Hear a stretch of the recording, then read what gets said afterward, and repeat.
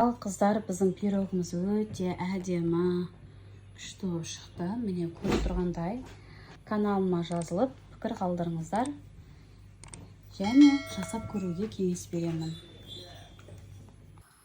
Сәлем қыздар, бүгін біз метаник пирогын жасайтын боламыз. Алдымен бізге ұн және қант, 2 жұмыртқа, 80% сары май керек және разрыхлитель керек. Разрыхлительді ұнымызға салып, қолымызбен осылай араластырып аламыз. Және майымызды салып, крошка жасап аламыз қолымызбен. Осылай илеп, қысып. Міне осылай крошка жасап алдық. Енді осыған бөлек ыдысқа 2 жұмыртқамызды саламыз.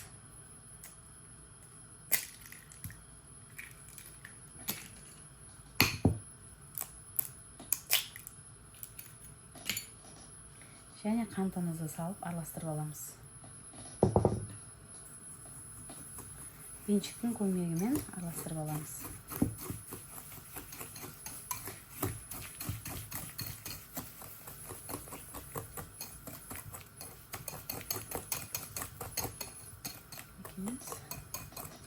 Енді осыны дайын болған тесті қамырымыздың үстіне массамызды құямыз.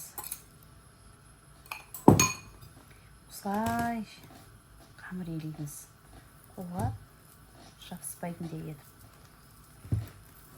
Мына тестіміз, қамырымыз әдемі болып шықты. Осыны холодильникке 15 минутқа салқын жерге қоямыз. Холодильникке. Осындай 20%-ық бізге қаймақ беріп болатын болады.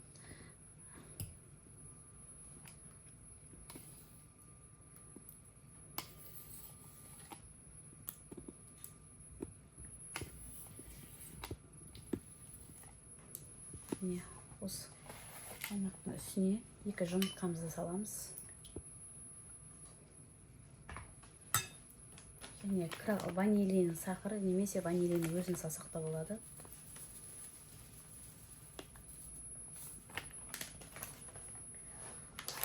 Крахмал кукурузный саламыз.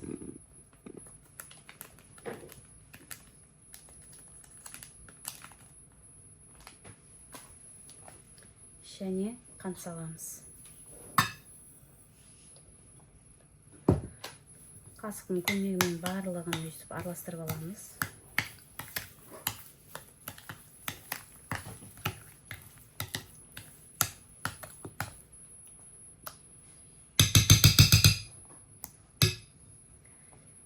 Венчикпен араластырып аламыз барлығын.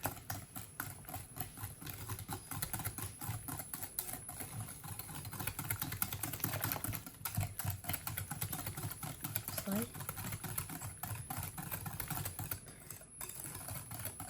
Міне бізде осындай шықты, әдемі болып. Енді қамырын тапаға салып көрсететін боламын. Осылай астынан арнайы көшетін осылай қағазымызды көшеміз.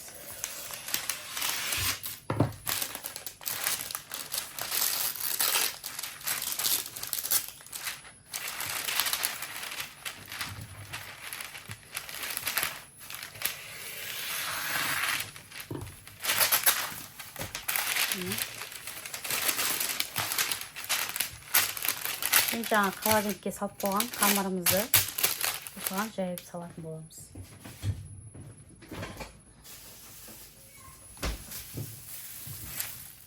Қамырымыз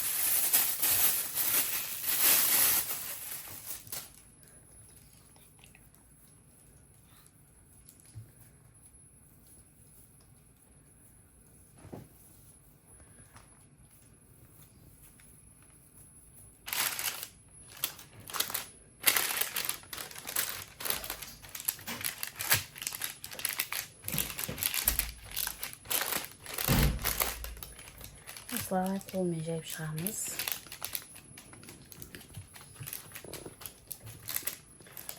Ал енді астына дайын болған кезде көрсетеміз. Ал біз осы қамырымыздың үстін осылай белкімен тесіп шығамыз.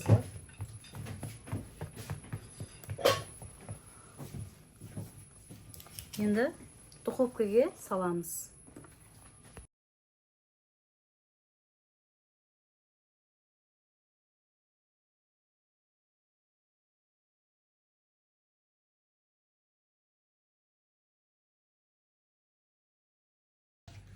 Ал қыздар, біздің сметаник пирогымыз дайын болды.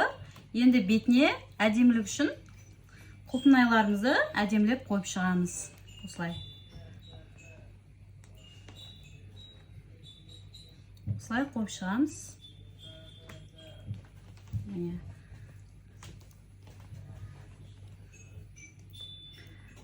алдына осылай әдемілеп қойып шығамыз. Енді үстіне смородиналарымызды қоямыз осылай.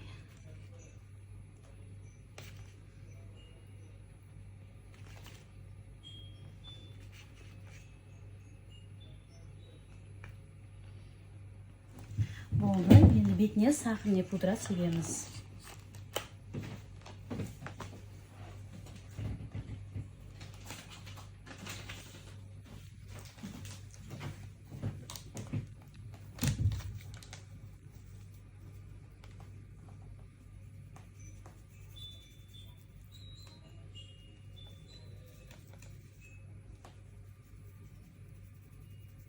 Осылай сүйшіміз болды. Каналыма жазылып, пікір қалдырыңыздар және жасап көруге кеңес беремін.